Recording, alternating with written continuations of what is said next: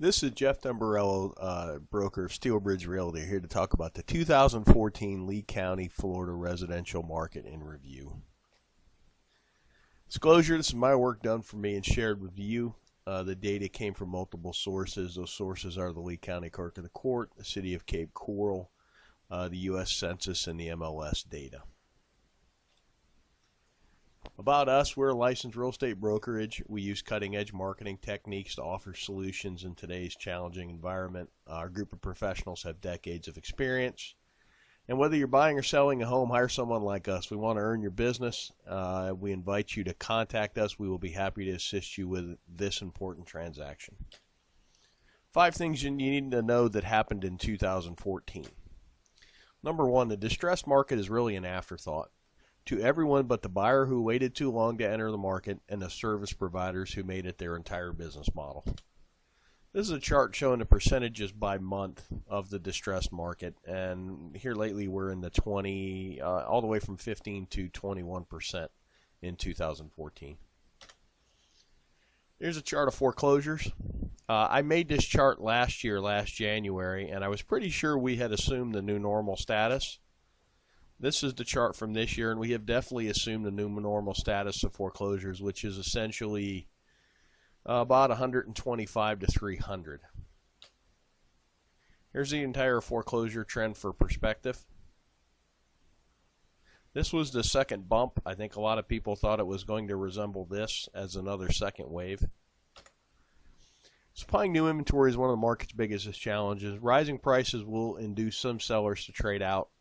But then you got to question where you're going to go if you sold your home, and remember you're going to have to buy into the same market. And if you're an investor, you got to ask yourself, what are you going to do with the money? New construction is the answer to the inventory problem. Here's a couple things to think about. The appraisals will hold prices in check for a little bit until the channel's a little better defined. We're seeing that in our day-to-day business now. Interest rates are still very low, which makes homes affordable. We're really in the market missing an entire vintage of about 2008 through 2013. Land is still historically cheap for now, and here's some perspective on the land prices. This is all lots, all lot types in Cape Coral, average and median price. When you're looking at the last cycle, you really don't get what's going on in this cycle. So when I take the shorter view of just this cycle, the Cape lot market is recovering pretty well. The market is stabilizing in relation to the bubbles of activity. We do bubble charts here to kind of let everybody know where most of the people are looking in the market. Last year's bubble chart, this is from when 2013 versus 2012. There's a very clear shift in the market as it shifted over. When I did 13 versus 14, there really isn't that much of a difference. The market's pretty much stabilized with, we're missing some cheaper homes in the $70,000 price range, but we're selling more 170,000 all the way up into the millions. This chart's a neat chart. It shows the last cycle and this cycle by pricing. The red line being the last cycle, the blue line being the current cycle. And you can see that we mimicked the last cycle for a while, and then you're starting to see 04 and 05 in the last cycle pulled wildly away to where we're just getting slight price increases, but not like we did before. And this is really a function of the banks aren't giving out crazy loans. There's no stated income, no stated asset loans. So this is a sustainable market that's actually driven by sensible leverage. Some perspective, we operate in a seasonal and a cyclical market. The seasonality is really determined by our weather. Up north, when it's warmer, is when they're busier in the real estate market. Here, when it's a little cooler, is when we're busier in the real estate market. The cyclical part of our market is governed by demographics, and we're going to talk about something seasonal pricing bumps as well. Right now, we're in a sustainable boom. MIM is money in motion. It's every dollar that flowed through. This is actually dollars sold by realtors. And we had an 8.7 increase in the actual volume in the market. The amount of transactions went up 1.1%. The median is actually rising faster than the average, which shows the bottom of the market is coming up faster than the market itself is correcting. The percentage of bank-owned properties jumped up slightly from 13.6 to 15.05, where short sales really fell off the map. They were 8% of the market in 13, and they're only 3% of the market in 14. And another neat thing to look at, cash sales in 2013, 60.7% were cash in 2013. In 2014, 57%. So you had a decent price increase, and it really wasn't funded by leverage. And to give you a perspective, about 25-30% of the sales in the state of Florida are cash. So we're almost working at twice the cash sales percentage of the state of Florida. Money in motion is a key indicator. As long as the market continues to grow, that's a really good thing. The median's rising higher than the average. We talked about that. We also talked about the cash sales percentage. One thing I learned, if you base your business model on short sales, you need to find something else to do. And we're truly in a market where the buyers are paying slightly more for a slightly older and slightly smaller home. Market specifics. Two asset classes that really jumped out to me are townhouses and manufactured homes are actually growing.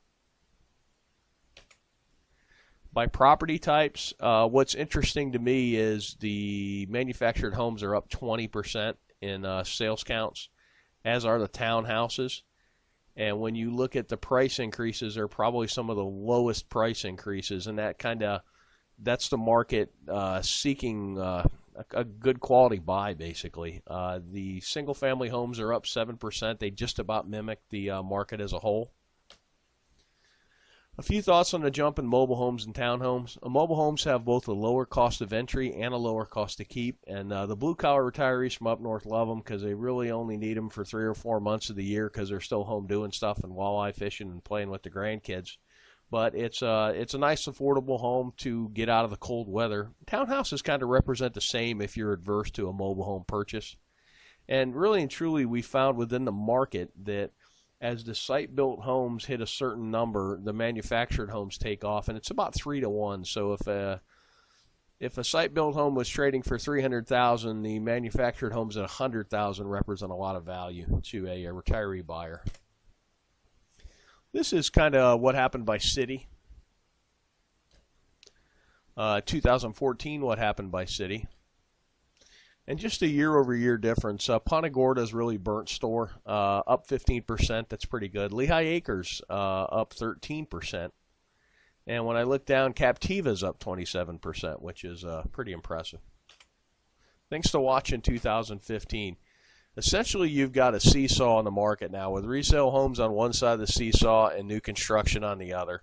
And they're going to trade back and forth. As the new construction takes a leg up, then the resale become attractive, and then vice versa. I'm seeing sometimes in the market where for a 10% increase in price, you can get a brand new home versus a 9-year-old home. That's kind of a no-brainer. Inventory is the key. Whoever can bring some inventory to market is going to make some money. And this applies to both the retail and the investment segment of the market. This is single-family permits in Cape Coral. When you look at the totality of the last cycle, you really don't get that excited about what's going on now.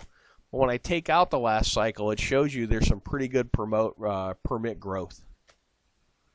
Projection of retirees. We take this from the census, and if you were born 62 years ago, there's a likely chance you're going to retire, and this is in the millions by how many there are.